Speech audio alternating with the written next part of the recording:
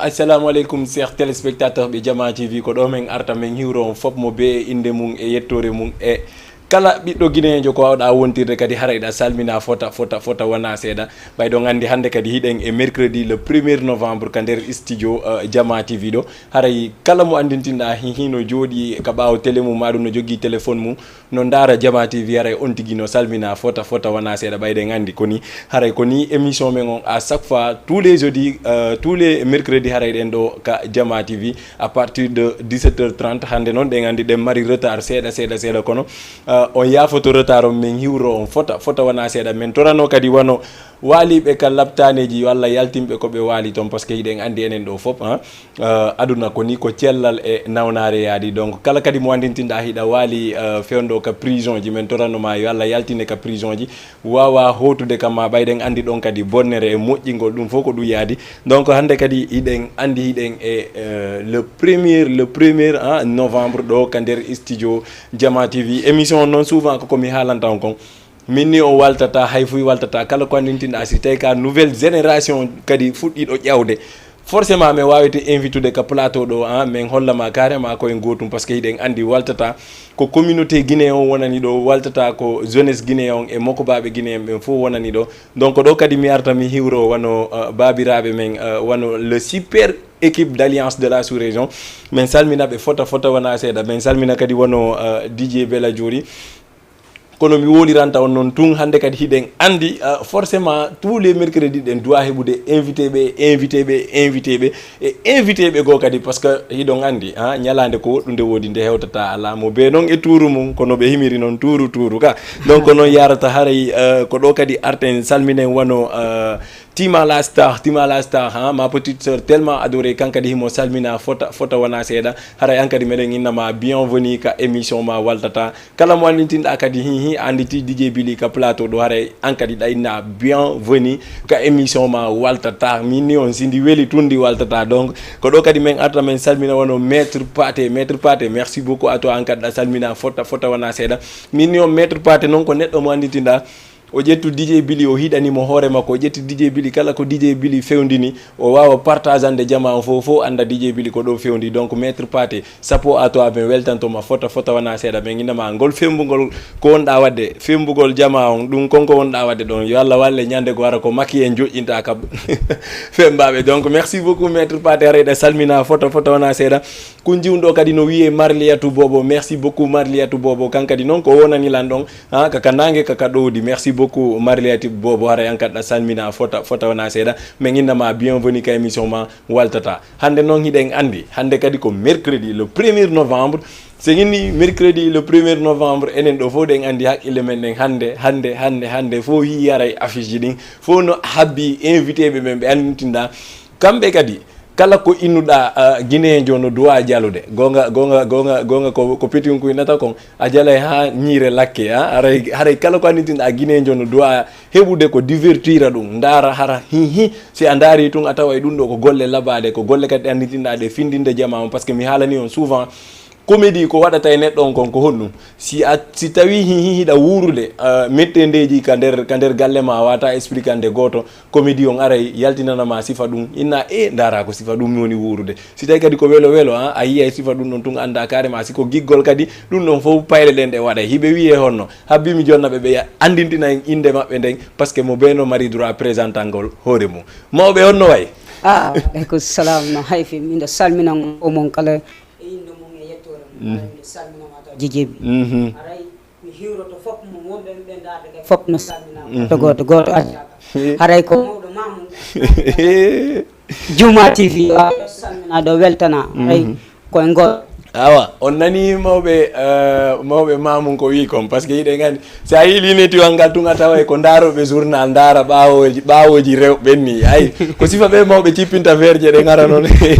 sikaka journal ɓe woni darde ara ɓe darde grand an kadi sikkumi chef téléspectateur ɓe ɓen si ɓe yi invité jo goto ɓe landoto oya kadi ko hombo an kadi ɗa wiye honno wa yaray assalamu aleykum waaleykum salam ettore mum waɗa raftal jota on kadi quoi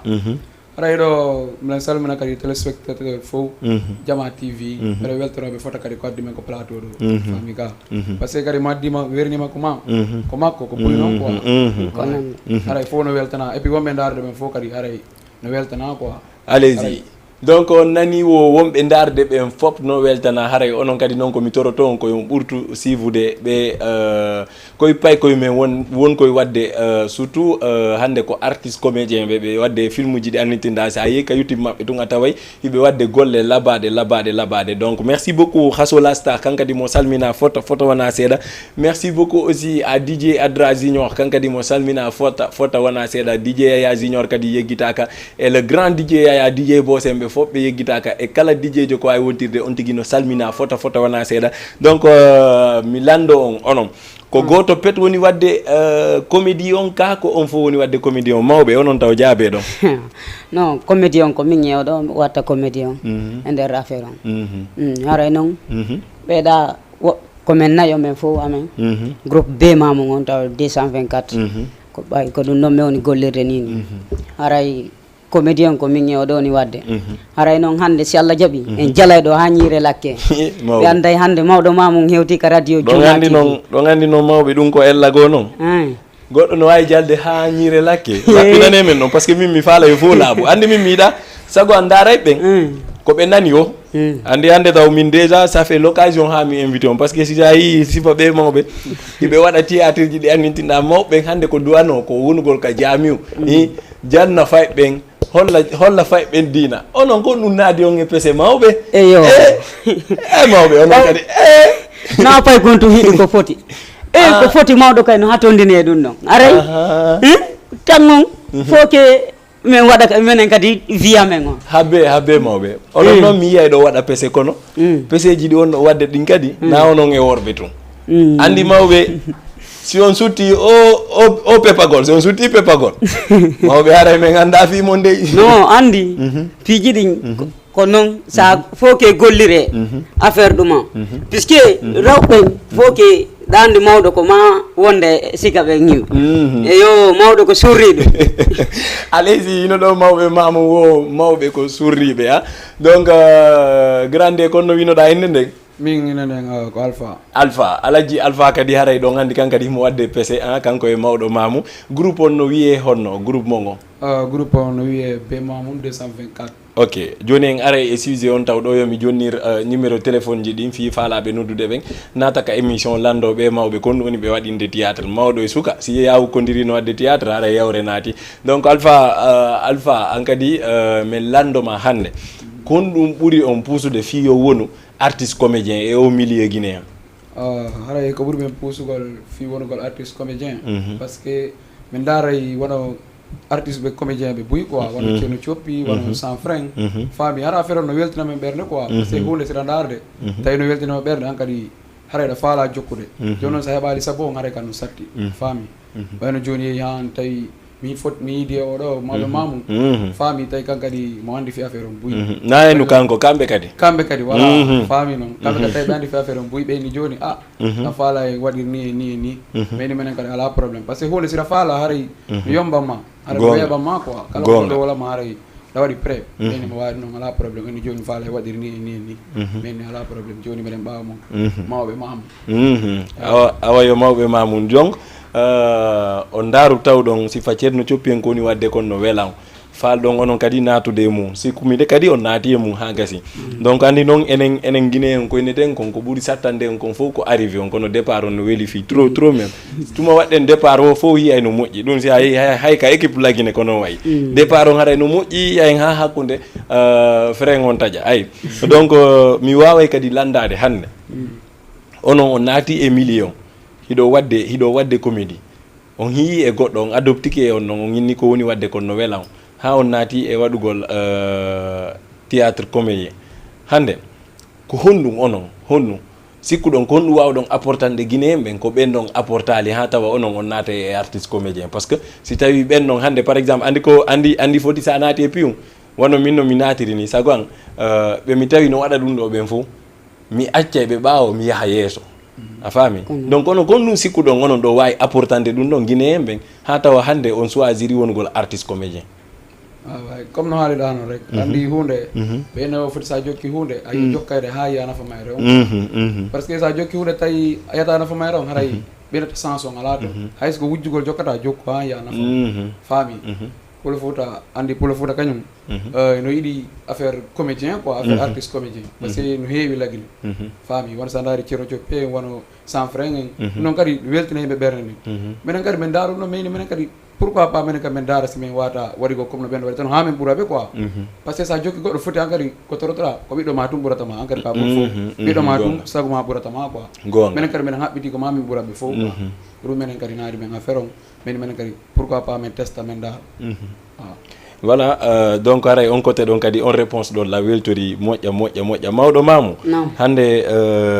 min innay ko noon ɓuuri wonde mawɓe ko noon kadi ɓuuri wonde pay kun ka nder groupe par ce que min mi ronku famude o kon to mi qualifiata on so wattude ke ni fof hiya ko mawɓe si tawi noon on watti koye dologoy fof hiya kadi hino sukalunko voilà joni noon onon mawɓe mamu onon e hoore mum on yeehi on naati e mum hande innete si tawi par exemple wono déguisement ji ɗi wattoɗa ɗi ni waɗa comédie on sikkuɗa ko ɗiɗo wawma naɓude walla an ɗamari talent waɗiɗo ɗo comédie on sikkuɗa andi no woodi façon ɗiɗi goɗɗo no watto ko kirɗi fiyo jama on jalo goɗɗo kadi no wawi wolde ko kirɗi maɗum waɗa action ji kirɗuɗi fiyo jama on jalu par ce que enen ɗo fof ɗen andi hande artiste comédien min komi miijitorto ɗon a faami wono lagine no ɓe jogorno artiste comédie on no wonno yarde noon souvent a yiyata no comportement labaɗo a yiyay noon geste ji ɗi andintinɗa ɗi kirɗi hiya coñci kirɗuɗi kono a yiyatano ko valorise ande sa daari théâtre nigérien a taway no valorise a faami mais si tawi par exemple ko wattagol coñci seekiɗi ma ɗum watto ɗumaji naata fiyo yimɓe jaalu déjà a yiyay woɓɓe ko ɓe annitinɗa koko Allah añi kon tigi ɓe watta kamɓe exemple moɓe jona taw ko a gorko joni exemple moɓe jona taw ko an gorko on yahata watto coñci rewɓe a faami fiyo yimɓe ginnu carrément ɗum ɗo no kirdi joni onon mawɓe ma mum sikkuɗon onon ɗo wondi e talent on tigi ka nder ƴiiƴam mum par ce que innugol kami artiste jo ɗum ka nder ƴiiƴa a faami joni noon min yiyay kadi ɗo watti sifa ɗi déguisement ji ɗo onon sikkuɗon ko honɗum wawi onon dal sikkuɗon ko honɗum e mum marɗon honɗum e mum non min ko talang on mi mari talang on ɗum noon wawi la gandi la mari na fi mi watti kadi coñci ɗo ara watta ara innugol ko coñci ɗi wolla naɓude quoi ko talangan on ko ɗi on noon mi on yarde gonga machallah et puis kadi moƴƴay kadi ok moƴƴay ko talan ma on wonma naɓude donc pourquoi pas a wata wattade normal waɗa andi ko wonɗa kon ko gonga talent ma no wawma naɓude mais pourquoi joni ɓeyditanɗa ɗum ɗo alors que aɗa mari talent waaw puisque genre no welami wattora ko comme mawɗo ni joie affaire o no welami wawgol o mawɗo voilà o mawɗo ok joie action ji ɗin sikkuɗa min pour am min hande par exemple si a addi exemple labaɗo goo a faami harana ko fof ceerno Coppi en ko jembintinta ko mawɓe a faami no ɗo artiste ɓe buy ɓe annitinɗa ko mawɓe ɓe jembintinta a faami ko fiyo ɗum enen artiste comédien ɓen fof focalise ɗen e hunde wotere ko beetu wona mawɗo fiyo jama on jallu fiyo ɗum te pourtant sa daari ɗa wawi apportude goɗɗum ngo ko wona ɗum noon ɗa wawi apportude joni komi patron feƴƴa récisa net ka onon on nanggudal onon on nanggu menen daroɓe tanki a wonali mawɗo menen min kirɗetake quoi non na ɗum noon non min la wawi wiide ko ɗum noon andi fiyon ɗum sinano ɗum nomi yiruma noon nanen e nomi hay mi fayte no taw ɓaya watti keɗo mini noon na ɓe mawɓe ɗo mi tawiɗa nanen ay joni noon ko pourquoi onon on wata wadde ko annitinɗa carrément si jama on hiyi par ce que on ɗum noon kadi hay normalement ɗen doit lancude ɗum message hande cinéma théâtre guinéen doama dépassude e hay si waɗay mais majeure partie on hara si tawi mawɗo no toon ko goto te on ɗon ko rarement o yaltata ka nder film ji kono si tawi par exemple action waɗeteɗo ko mawɗon e jiwum action waɗeteɗo ko mawɗon e paykum kum ayi donc haray ɗon minen min nanggay onon ɗo fof ɗon nangui exact ko ɗum ɗo wawi marsinde cinéma théâtre guinéen o non donc est ce que minen meɗe wawi habbade e mon onon meɗe wawi habbade e mon onon janggo changement mo andintinɗa onon on lancera message andi lancegol message ça dépend ɗa wawi lancirde message la façon donc kono wattortoɗa noon ɗa wawi lancirde message kadi la façon donc ha joni kadi noon no wolirta noon eno yarata noon foof par ce que mi haalanima si tawi par exemple en inni ɗum ɗo Allah no haaɗi ɗum on tigui ari wattorike wa jiwo a faami inni no wadde théâtre hande kadi a taway c'est un peu gauche ok en tout cas haray min on côté an o lam ɓurtude on puusude on côté ɗon fi on ɓurtu puusude hoore mon wawon no andintinɗa haysi tawi on kirɗinay en matière de d'être vieille quoi wonugol mawɗo a dépassé ko ɗum ɗon on ettoto ɗum ɗon kadi min côté an o conseil mum jonata on min pour an on côté ɗon ɗon duwamo ettude hande apporte on goɗɗum go ko andintinɗa ɗum ɗon alaka nder guem allez-y grand wuri si tawi ɗa heɗitila nda wayla darande ɗon ceer dansal gorso andatanda mi waɗa dernière réponse an on ɗo question réponse on ɗo e ɓeeɗo donc mi arda kadi fayin e mon hande meɗen hiide ko be mamum ka meɗen hiide be mamum no wadde affaire comédie hande mo falama on net waɗugol diwo onon e mon ko no guerdata ma ou bien onon ɗon hooli ko non équipe mon on tun gollata non amene équipe on tun gollata kala faalaɗo golludude amen no wawi yarde donc onon dame ɗen fof no udditi fi ara ɓen fof wawon golludude allez-y donc be mamum hande no honto e honto no koye YouTube e honto no ko Facebook donc sa naati ɗon ko ɗum tappata sa naati Facebook ko ɗum tappata Facebook ko be mamum YouTube tappa be mamum 224 allez-y donc on nani onon chers téléspectateurs ɓen fof haray ko noon yarata mi haalani on hande kadi yiɗe wondi ɗo e artiste comme gonga noon ko wonta ko ɓay chaque fois en nanay on tigui jalay ɗo ha ñiire lakke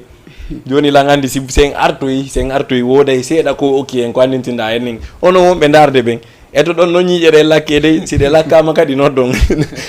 en direct wawa natude mais wawa famude donc sen iwi ka clip haray ɗo wawi wadde 78 waɗon 116 waɗon 82 waɗon 38 naton en direct ka émission mo waltata donc ɗo kadi min arta min ukkira dédicace et LG Fresh merci beaucoup à toi kankadi hiɗon andi himo jonni rendez-vous le 11 novembre ton e Ñani Night Club LG Fresh noon ko pay kun tayeru laba ko ganditinɗa mo ñowani wo si a yeehi arta e maɗum addoray woɓɓe donc merci beaucoup LG Fresh merci beaucoup aussi grand Alpha Coiffeur kankadi mo salmina fota wana seeɗa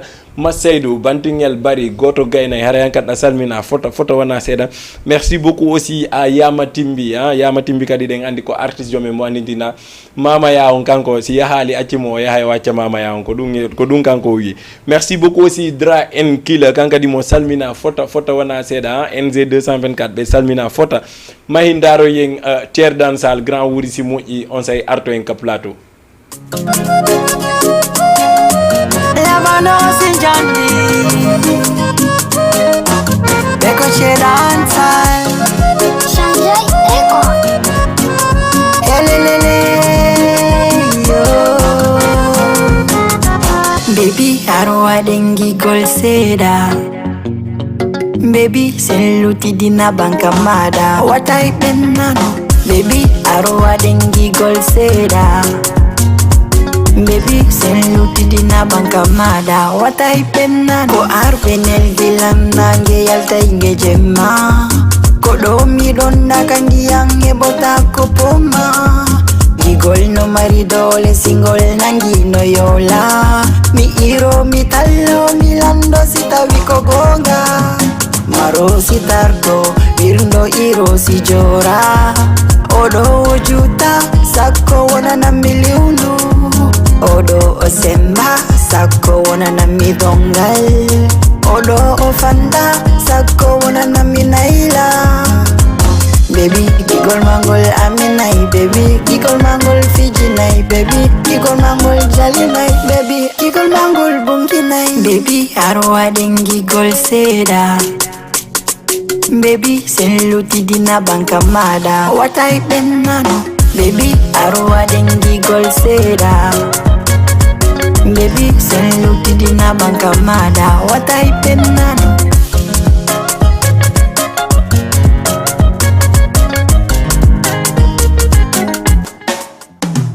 Gigol gido no yurmi wangake mindo mijalata sita wida wemi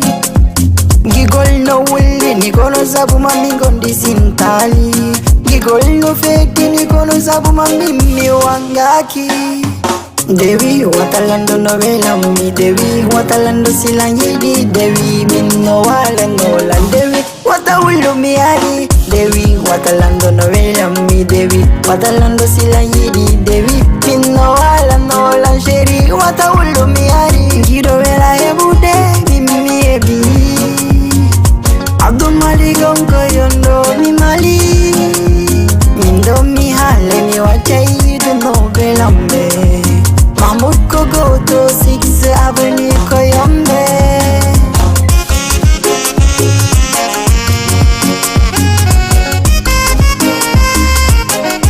Oiko kila kila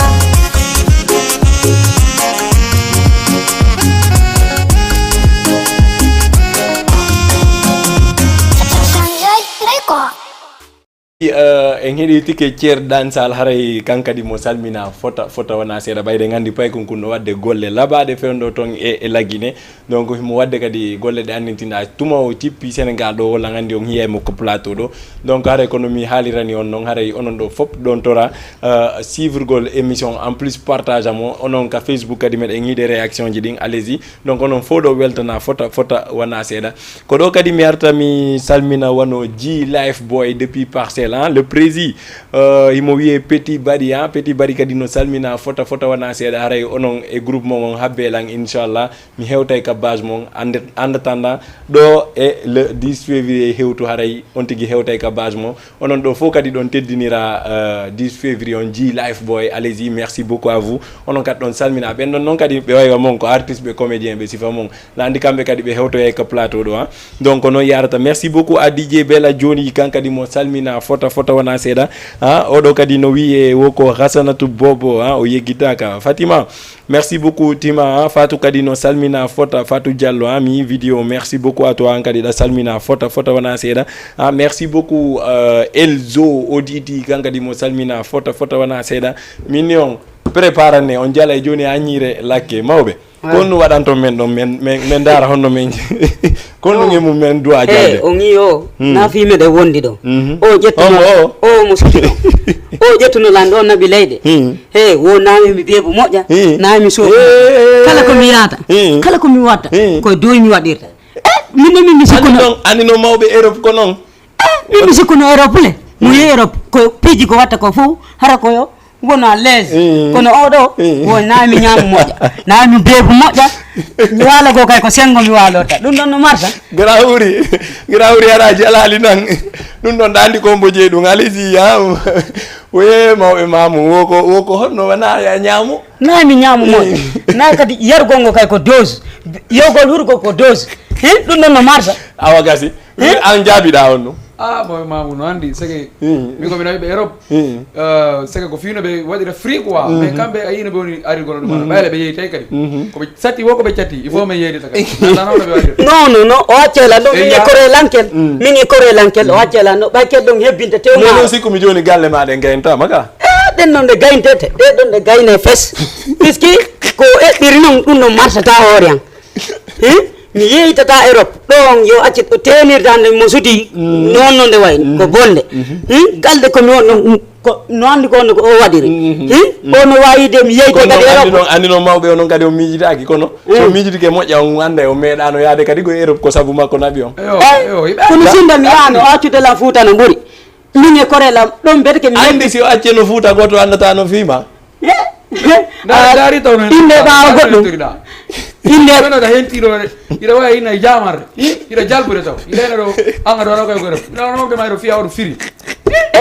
joni hettagol ara ala goɗɗum ɗum no kay ko honno wonde nafa ɗum ɗon nde no satti moƴƴa noon allez-y donc on nani mawɓe mamo Europe no ñametake moƴƴa ko lutti kon noon kamɓe wowlata allez-y merci beaucoup Wuri kankadi mo salmina fota wona seeɗa Mariama Dielo Ba mo salmina fota wona seeɗa depuis rue 19 angle 10 kankadi mo salmina fota on ɗo noon ɗo gandi ko miñirawan noon oɗo kadi no wiye bébé halimatu aray kan kadi komo mamoun ton haray mo salmina fota wona seeɗa halimatu ñani kadi no salmina fota wona seeɗa yo Allah yoɓe ɓernde ma nden. Merci beaucoup aussi à Eva Ri 15 aray kan kadi yumo salmina Zal fatewumala de préparano le 10 février no hewtude minima ko ñalande wotere wodi sa kataki non. Allez-y, merci beaucoup aussi à Aïcha rue 19 mi photo angalan kadi merci beaucoup Aïcha non ko neddo mo antinda ko neddo cippindo hore mum jiwnku antinda kanko e jande de ngaynayi ko lahara to tagida e jande kanko mawbe ko yo artum kanko si o ñaami o jangay so tikkoje o jangay so hirtike o jangay andi on non ko sifa be wondo yelade hebude bibbe kono voilà aray kadi komo sare sikumi don andi mo on non kadi ko wado comédien ko artiste jo kan kadi wado comédie minima non ko fottude wo empira enen dido si tay ka comédien jo esna comédien jo dum ko angandi min ko fottude wo e maye odo kadi no wiye hadiyatu koko sama doomu ndey la yàlla na Modou Lo daan ba yàlla nga ndi angon ka nder ɓernde ma yàlla da ko tijji rek dugal fa Modou Lo jërëjëf hadiyatu sa noon la wolde olof wala pular ko parce que ni lango nanda pular moƴa. Merci beaucoup aussi Mamadou Ba Mamadou Ba, merci beaucoup from Gambia kankadi mo salmina pay kunkun hari kun jodi to nge Gambia ne biral non kanko e star petit boy yadi Mamadou Ba, merci beaucoup anka non andita moƴa ka parenjo jano le 10 février to nge Ñani Night Club. Merci beaucoup aussi Ozil depuis France kankadi mo salmina fota o ni lang DJ waddo mi addante ordinateur ma on e contrôleur ma on. Merci beaucoup Ozil ankada salmina fota wona seeda Allah yo bobo wonu gorko hayso jibina ka taw donc merci beaucoup aussi Sophia kankadi mo jodi e ton e lagine Conakry kankadi mo salmina fota wona seeda kanko réaction ji makko di no nebi merci beaucoup Yama Timbi sikumi nanen anga nanno inde ma nden Emi Black aray anniversaire o me weldike fota wona seeda men yano men nyamuno men yaruno men hewtuno e jang. Donc merci beaucoup aray ankadi anniversaire ma o foti moƴƴa non aray onon fo kadi onon wonnoɓe ka anniversaire to men donc habba le 10 février on ton e Ñani Night Club parce que min déjà lang andi na mantagol kono lang andi Ñani Night Club no fandani lang kono etuɗen tum ɓiƴodiren heƴe nder ton mais inchallahu rabbi en jettito e sal ɓurɗo jandude on non mi haalni on noon ka on ko onno watta ko sifano be mamum waɗi noon tun koye a ƴettu téléphone ma o waɗa caméra on tosokum inna je vous donne rendez-vous le 10 février là-bas au Ñani Night Club addanalan ka numéro an a waɗay tun 70 waɗa 925 waɗa 62 waɗa 75 ko noon yarata. Donc be mamum hande mi lando on ko honɗum e difficulté ji heɓoton ka nder groupe mon honɗum e jafe-jafeji andi wonde a yeyi woɓɓe no naati e comédie hara woɓɓen ko téléphone ɓe firmirta ay woɓɓe kadi ɓe annitinɗa pour yoɓe waɗu filmage moƴƴo sa ko probléme a faami hara ɓe naati e mum hino ɓe naati e hino moƴƴa. Donc onon ko honɗum e difficulté heɓoton ko tournoton ɗon par ce que ɗum ɗon kadi c'est très important ɗen annonce ɗum ɗon par ce que no woodi woɓɓe ɓe annitinɗa ko joƴƴini ɓe ɗo hannde ko si tawi ɓe yii ɓeɗo hiɓe mari talent ɓe ara ɓe naata e groupe maɓɓe on ɓe walla ɓe puusa ɓe a faami ɓe puusa ɓe ko noon woɓɓe go ko noon. Donc mi landu toon ko ɗum e difficulté marɗon par ce que jama on no doit andude si tawi difficulté no toon wono DJ Billy sino mari ko wallira on ɗum si wono goɗɗo go e goɗɗo go wonɗo heɗade kadi no mari ko wallira on o wallira on ɗum. Aray ɗum noon no woodi buy noon wona seeɗa aray puisque minen taw ɗo ni ko téléphone men on filmirde aray meɗen manquiri buy et puis kay ko min on kon filmirde no manqui kadi laaɓugol ngol meɗen manquiri kadi ay actrice ɓe joni onon maximum ko ɓurɗon soholde kon fewndo ko si goɗɗo walla e on sikkuɗon ko honɗum honɗum o wataw wallirde par ce que sa ari yaka télé ɗo ko ɓuuri fotude ko ya lance message mo falɗa on tigi andi min hande par exemple mi yi o mi yi talent e mon a faami mi yi talent no e mon a faami ɗo wadde piiji laɓaɗi a faami malgré que ko téléphone on ɗo waɗirde mais ɗo wadde piiji laɓaɗi hande si tawino ko caméra haray no feƴƴino ɗo ayi donc ko beetu lancano message jama on moko baaɓe ɓe annitinɗa no jooɗi ka saare ɗo ɓen ɓe annitinɗa ko mbuuɗi woni ɓe muusude onon mbuuɗi ala o muusude koɓe walliron carrément ko golliron ko ɗin message mi faala yo yaltin ɗo ko honɗum e honɗum ɓurɗon soholde ara meɗen sogolori caméra taw meɗen sogolori piiji buy puisque wona caméra ni si mi heeɓi ɗum noon wawa men puusude wallito men puisque meɗen manquiri ɗum noon meɗen manquiri soutenance kadi bawa puisque golle ɗen so tawi a waɗay hunde ko fof ke heɓa soutenance e mum ma ɗum haara ko jiggol de wonɗa waɗirde affaire o voilà ɗum noon meɗen faala ko tawi min heɓi ko wallito men miɗen faala caméra miɗen faala ordinateur e ko jokki filmage kon. Mais en parlant de ordinateur e no wonno waɗirde PC ji mon ni noon sikomi hay simi meeɗa wadde mum mi meeɗa wadde ɗum ɗon mais min kadi mi montage ay a faami donc le fait que hande par exemple ko téléphone jogui ɗon sikku ɗon montage ji ɗin sattana e mon ka satta e mon moƴƴa fiyo waɗuɗi par téléphone donc du coup ko ɗum waɗi jama wonɓe men darude haɗa kamɓe kadi ɓe lancude message moƴƴa e onon wonɓe darde ɓen par ce que enen ɗo fof ɗe mari probléme goto ka nder communauté guiné hen ɗo en wawi wallude goɗɗo wo si Allah fuɗɗike mo wallude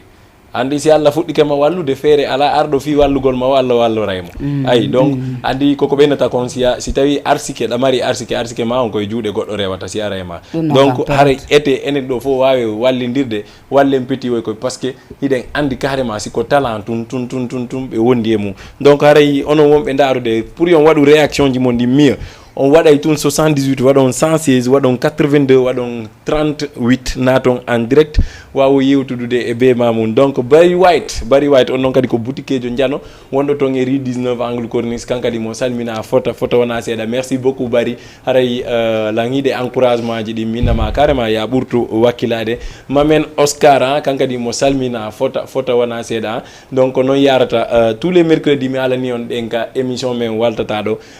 sikkumi noon on heɓino vidéo ji ka YouTube miɗen mari vidéo ji ka YouTube donc grand wuri ɗa elan préparanade haysi ko vidéo maɓɓe seeɗa daren gokkal ni taƴen arten ka plateau ɗo sagan noon ko ya jonnan image on ɓaawo hara nde noon taƴa tum mi wawa famude donc haray si tawi grand wuri a préparannike haray an kadi ɗa landa on vidéo ɗon en attendant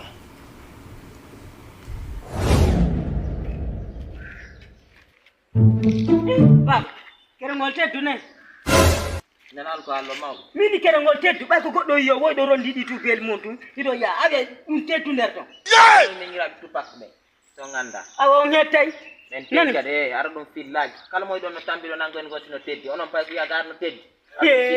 allahu akbar ko mi wonna alano ɗum baba ko ɗum mi haalani ara fillaji no ilallah mouhammadou rasulullah sallallahu alih w sallam nar mi goɗejo babe makko pay kono lokkitanmi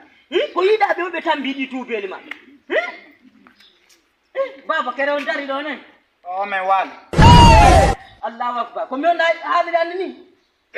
mawɓe min ilay woni ɓawon sutake min ilay woni an ko fay kono wasinede joni haalanta fay ko gara ara ɓe yawike ma ko mbo wonanta fewta joni wowlana haalawol o jaaboma ko weeli merci beaucoup be mamum aray on yi vidéo ji ɗin koko mi alantan kon tum déjà on nani on andi carrément talano ton donc ande mawɓe onon hakkude mo Allah tan payi ko yagal hari ngol teddi newoy parce que andi piiji ko no woɗi noon kadi mawɓe ko yawre a wawata darde jeune jo amen meɗen dari darɗa landogol men si tawi ngol teddi anda way landade ɗum mawɗo anda way landade ɗum payko non ko ɓay ko yiiɗaɓe o tubelɗi no yuppi tum ɓe haɓɓata ɗi yeɗɗa hiɗe yuppi tun yiɓe tambi ɗon tum mi landi sido teddi ok donc simi wawi famude ɗum ɗo ko message fi yuppa ɓe tuuba ɓen hare onon yuppoɓe tuuba ɓen fof on nani si tawi teddu hare voilà hare chers téléspectateur ɓe on daari be mamum on nani si tawi yuppo tuuba joni fewndike haray mo be mon no ay fottude on tigi tullanɗomo si tawi ngol teddu si tawi ngol waɗi on noon si tawi teddu allez-y donc be mamum hande on yi DJ Billy on yi Jama TV kon ɗum mar ɗon ko wi on Jama TV hande par exemple initiative mo ɓe ƴetti on hande e ƴettugol artiste ɓe woni on tigi no mari vie o ala vie mo avance ude o ala e avance ude min waɗay tout ha min wawa mo addude kay studio ɗo min wawa yewdude makko min dara sohlaji makko ɗin kadi min wawa feƴƴinde ɗin sohlaji hara jama on fof wawa e andude fiiɗin probléme ji hande kon ɗum winnoto onon Jama TV e no Jama TV wayi e population on no non no ɓe wayi noon ɗo no woni Jama TV no woniri noon ɗo ɗum ɗo no moƴƴi ko wallitagol yimɓe wonɓe ɓen leydi faala ɓen golle ɗen safi ara ɓe mara saabu non ɗum noon kan bien sûr ɗon yaade no labira puisque goɗɗo hande so tawi a addi goɗɗo ko plateau ma ɗo ko hoore teddungal o jonidirtama puisque ha vision makon no ko sa ara ono ngi luen voilà puisque mi do weltani on taw mi anda ko no mi jarnir taw so wullali e mo mi do weltani on wallahi billahi ka bernando dum no ko Allah tun andi dum non andi non mi mawbe mi andi mawbe be yora gite den fo kambe si be weltade be wullay ko non mawbe mi wawali famude fi mon an kadi konno alpha an kadi me wawma landade hande kon dum hiida e Jama TV surtout e communauté guinéen e culture on waaw la waawude welo rek mi quoi parce que hunde goddo saddi comme no woli no nana ko fuddode goddo saddi makko ma o wernima ko makko o wernima ko buy non quoi fami parce que sanani sa yande ben esprit mo do mayna dum do no mankiri men no yarni ko parce que hande mede werna quoi kula fota no yi wo anani hiru a weru quoi voilà sa esprit mo hara ay bita ko werato ba mede weltino fota kadi ko werno do men do ko hare dum non kadi ko buy non et puis kadi me weltano kadi ko do wargo ko nouvelle génération do be avancera parce que dum do kadi neɗɗo wata argol tum wawana hoore mum quoi il faut wallite famille il faut on tigi wallite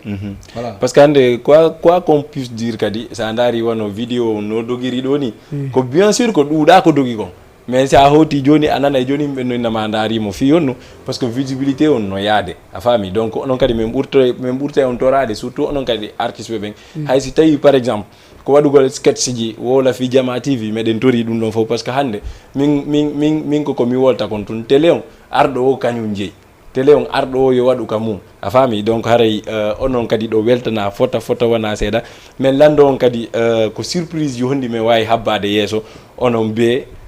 mamum ouais ara surprise ji labaɗi no arde kadi machallah meɗen propose piiji labaɗi wonde arde ɗo mari maximum vidéo ji jelu ka YouTube jusque 24 vidéo wow super donc golle no wadde ɗo moƴƴa est ce que noon be mamum hande ko comédie tu woni wadde ma no wodi piiji goo ɗi woni wadde par ce que hande yiya artiste comédien ɓe andintinna no ɗuuɗi ɓe andintinɗa ɓe aray ɓe wona artiste comédien ɓe en même temps ɓe organise ay soirée ji ɓe wona piiji boy ɓe wawi wonde e mum e si tawi be mamum kañum koye théâtre on tun mais wawi habbade be mamum ma ɗum meɗe wawi ɓe habbade e piiji goo honɗum e mum wawi comme no haaliɗa noon rek andi buy kadi waɗay ɗum noon mais ko yiɗa wo ko saayi quoi faami sayo hewti ɗum noon kadi aroye ɗo wawi ɗo naɓa ko inna ko comédie tu wonɗa waggol yawoya ha nder tawa kadi ko ma rewra affaire par ce que sen daari ay artiste ɓe ko comédien ɓe ɓeyino ha ɓe fuɗɗike himu quoi voilà a faami ko ɗum addi question momoni pose de on si meɗen wawi habbade piiji goo ɗi andintinɗa ɗi tawaka e théâtre on tun e mum a faami wawi no wawi wonoyde kadi inchallah no wawi wonoyde bon si tawi kadi on sikumi on waɗi taw filmage mo andintinɗa ko comme genre film juutuɗo ou bien ko sifa sketch o to sokoy koye wonno wadde koye taƴa nata ka YouTube ko ɗum ɗon wonno wadde wa ni ko ɗum ɗon mi woni wadde kono meɗen préparade bientôt ɗum ɗon kadi meɗen organise film ɗum ɗon kadi son hi question ko par ce que daroɓe peut être haray woɓɓe no sohli andugol si tawi on waɗi film jano kono maximum millan andi par exemple joguiɗo si tawi ko téléphone tun joguiɗa a wata wadde film mo andintinɗa hi fof no wawi habbade on film ɗon hara ko juutuɗo ko waɗiɗo kadi donc chers téléspectateur ɓe wonnoɓe men darude haray ko be mamum ni ko innugol on onon fof yon ɓurtu natude ka YouTube maɓɓe waɗon be mamum 224 naton ka YouTube maɓɓe ou bien yahon ka Facebook waɗon be mamum wawon darude bayji ɗi ɓe woni wadde ɗin par ce que hiɗen andi enen ɗo fof si tawi on tigui no wadde artiste yagal tun no wolde pulara andu ko ɗengal pular ngal woni tonude min ni mo beyo mantoro ko mum pour no yen mantoro ka men iɗen wawi puusude DJ Billy ɗe wawi puusude DJ Jogo ɗe wawi puusude kadi be mamum e woɓɓe goo par ce que ɗum ɗon fof ko laguine jeeyi victoire on haaray min ɓurta e on torade tun onon wonɓe darude yon ɓurtu wadde ɗum ɗon par ce que hiɗen andi enen fof si tawi artiste jo yalti déjà taw daru a wonay artiste o yalta wattoɗa ko andintinɗa jama on fof no dardema waɗa piiji trique ji ɗi andintinɗa rien que fiyo himɓe jaalu jama o fof no darde mayna e mbaw daari e mbaw ko komojo par ce que ɗum ɗon en hiya ɗin critique ji fof a yahay waɗugol vidéo hiya woɓɓe hara e nder vidéo monɗa wadde on ɓe hata andude ko ɗum importantama mieux que koyeɓe jaale au lieu koyeɓe encouragé ma ɗum o ɓe andi ko ɗum yiyata ka portoɓe siɗa joude film o ɓe no jokki haaju mum ayi mais enen ɗe mari probléme goto si goɗɗo fuɗɗi joude film enen ɗo fof ɗen accitude ko acciteten kon fof hay tay non koy on tigi no sonno pala ñiiri ñamugol ande kadi na fi ƴiyeɗen mapintamo ko fi ko on ɗa wadde kon donc ara on tigi hay suɓata ƴiyeɗen donc komi ɓurtata lancude message koye ɓurtu pusude payle ɗen puusende moƴƴa par ce que ɗen andi bema mum kadi ko artiste ɓe annitinɗa ko jeune ɓe wonɓe puusude culture guinéen on kadi no duwa ɓe puusude moƴƴa wona seeɗa donc miɗe wawi habbade bema mum e o équipe makko ɗo ko ɓeydi ou bien ko woni ɗo tun c'est bon. non min ɓeydoto piiji ɗin ara seeɗa si Allah jaɓi on yiyay kay goɗɗum go nouvelle go ara ko labaɗo ɓuuri ni machallah comme woni acteur be mamum on net acteur jo acteur andi film mo yiɗa on wodi acteur jo ça dépend non eno jouirte no a faami acteur jo no woodi ara ko on ɗon nene mum ayata acteur jo no woodi ara ko on ɗon warata jama on acteur jo no woodi ara ko kanko nafata jama on fof no woodi donc comme woni acteur jom principal ka ɗum noon si on wooli haray ko erreur ka onon fof on yaare woni yaadu acteur andi kay menen meɗe wooli meɗe landi ɗum ɗon ko mi wawa yide ko min awa donc ko adjoint ɓe woni ɗo en plus onon jouɓɓen taw déjà ko on ɗiɗo ko men nayo men ko nayo jouata donc allez-y mais wawa on kadi landade ko hombo e hombo okkanton ka nder plateau ɗo par ce que ɗen andi 17h30 ha 18h30 marɗen émission e hino ɗo ɗen e 18h19 e luttiri 11 minutes kombo fuɗɗoɗen ɗo taw kombo e hombo marɗa ko kana ɗo sifa ɓe yadata ɓe welduɗa e mum wawa yaray la wawi la weltano ɗon taw ko atti kon taw maître an quoi maître baylo fami par ce que andi hunde so tawi on tigui no waranma moƴƴere andi fof yoɓitama moƴƴere voilà la weltano taw maître baylo ko atti ko fof weltano kadi ɓe ko mondiri o fof ɓe wonɓe waggol suttuno fof fami woni fan jiɗi woni wonɓe waggol ɗuma fof fami la weltano kadi ɓe koɓe wondi ko ɗuma to ɓe wonɓe ɓurtugol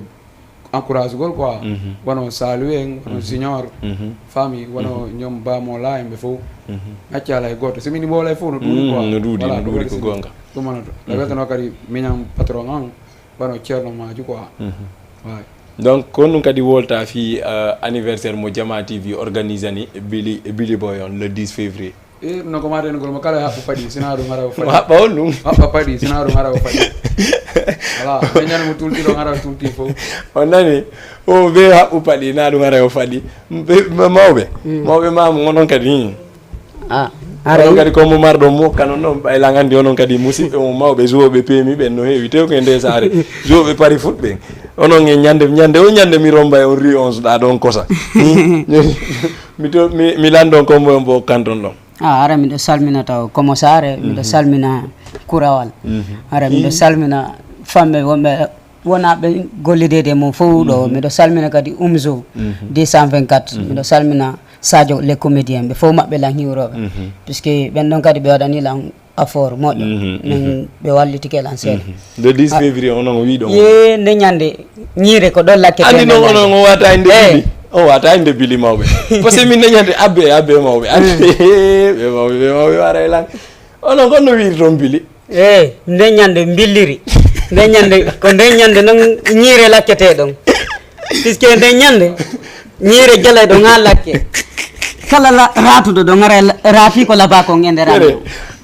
donc ari ɗe wondi e staff be mamo on par ce que yiɗen andi enen kadi ɓeɓe limuɗon ɗo noon kadi sago am min mo ara anniversaire an o nayo aru kañum tum par ce que min la andi ko anniversaire an ko feƴƴata toon kon ka a faami mo ɓeesino organise no yo andu noni organisé de noon donc mi torotoɓe kamɓe kadi yimɓe moon ɓe wano iwtirɓe ɓawa mon ɓe fop hay si mi anda inde maɓɓe nen kono ɓe fof kamɓe kadi lan teddiniri ɓe anniversaire on mi teddiniri on fi kadi onon kadi yo yaw teddiniron ɓe par ce que ɗen andi enen fof ko hiiɗa awo ko saabu donc allez-y LD Fresh merci beaucoup à toi kankadi ko artiste jo comédien aray mi yeggitalima le 11 novembre inchallah o ñani night club haray meɗen ton inchallahu rabbi ta hulu fusa donc on yarata haray kadi iɗen andi ɗe luttiri presque 7 minutes fewndo donc ɗo min kadi mi arta joni mi waɗana on playlist mo andintina hi o wawa e darude musique urbaine guinéen on par ce que iɗen andi enen foof hande musique no tawa e ko divertirata e enen fof comédien on kadi ɗen andi carrément no tawa eko divertirata enen fof donc haray onon fof komi wata on andinde on yi be mamu on yi payde ɗe andintinɗa carrément hiɓe wadde piiji labaɗi surtout e o culture guinéen donc kadi mi wawa lancude message seeɗa wono ɓe jogotoɓe artiste ɓe ɓen e ɓe wonɓe jogiyade kadi comédien ɓen accen enen ɗo fof si tawi carrément goɗɗo ari ha halfinike e men parce que enen fof ɗen reeni ko feƴƴi guine ko neɓiral noon kon si goɗɗo halfinike e men waɗen ko duwaɗen wadde kon waɗen kadi e hewre laaɓal par ce que si goɗɗo walliri goɗɗo laaɓal o wata habbade au retour carrément forcément wata habbade au retour lan duwa heɓude ɗum ɗo sa walliri goɗɗo laaɓal o walluma o wallalima haray carrément anda andi carrément ko fi Allah wonɗa mo wallirde donc surtout onon jogotoɓe artiste ɓe ɓen haray ko on message mi marno ko mi ɓurtata on lancude donc merci beaucoup Omzo an kadi a weltanama fota wona seeɗa merci beaucoup aussi Barry White mi yeggitalima haynde wotere donc wono kadi kala mo andintinɗa a watno vidéo mo andintinɗa ko fi le 10 février fi anniversaire DJ Billy on haray andu DJ Billy no weltanima fota wona seeɗa ɓayɗa andi carrément ko min e ma woni yaadude bimbi e kikiɗe hay si tawi en hidirta men wondaka nder ɓerde donc kala kadi mo andintinɗa a waɗali taw vidéo koko minnata on kon ƴettu téléphone ma o waɗa vidéo ma o lansanalan ka numéro en 70 a waɗay tun 70 waɗa 925 waɗa 62 waɗa 75 si tawi kadi kaka groupe WhatsApp DJ Billy falɗa natude maɗum ko groupe WhatsApp waltata haray DJ Billy no inuma ya contact on numéro ɗon forcément a waway natude ka nder groupe ji maître Paté donc merci beaucoup à toi langandi an kadi payle maɗe yoɗe préparanno moƴƴa donc oɗo kadi no wiye lay danger haray kankadi mo salmina borom le 30 décembre kankadi mo salmina fota là-bas au voyageur kankadi mo salmina merci beaucoup lay danger merci beaucoup aussi Zal Sissa kankadi mo salmina moƴƴa DJ Ibou Rebus yeggitaka DJ Malado kadi yeggitaka haray noon ɗen andi mercredi prochain iɗe wondi e DJ son mo andintinɗa carrément ari o woni sikkumi ko Africa 7 donc aray mercredi prochain ɗe wondi ɗo e DJ son si tawi grand wuri ɗa heɗitilan ɗa waylan darande haysi ko Alkazayon goto taw en attendant mi okkana ɓeɗo aren waynitoɗen ɗon donc merci beaucoup aussi Bobdina wonamo kala no salmina fota wona seeɗa donc mi ɓurta on kadi weltanade fota wona seeɗa par ce que ɗe gandi enen ɗo fof piiji ɗin fof ko saabu mo yawi saabu aray o anda ko yawi donc merci beaucoup à vous donc mi toroton onon fof yon kalu tous les mercredis émission mo waltata on ɗo e Jama TV min ni o mercredi prochain hiɗe wondi e DJ son donc quant à moi haray ɓayon nani invité ɓe ɗiɗe nanen hari ɓe hokkiri dédicace ko en accituɓe tum ɓe waynitomo ɓe min kadi mi ara mi waynito mawɓe waynite ɗon aray on salminama fof wonɓe men darde aɗa wassalam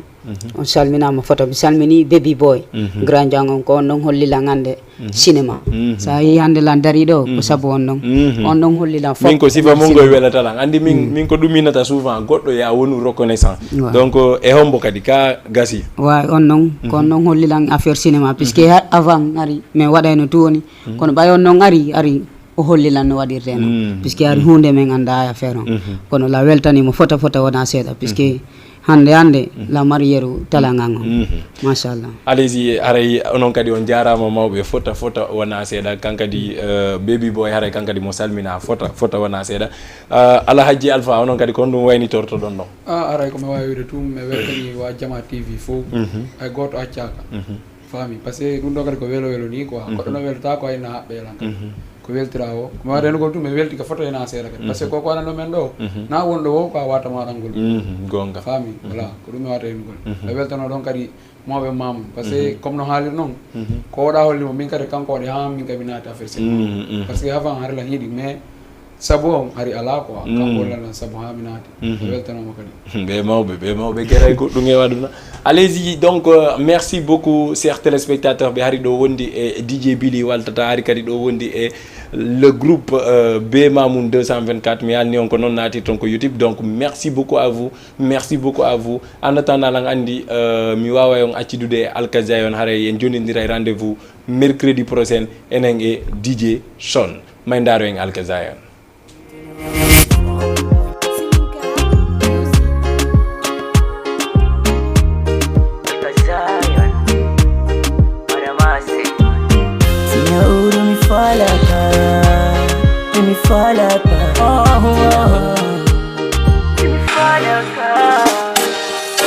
Gentola, na na na la. Timi yo ti jabanala.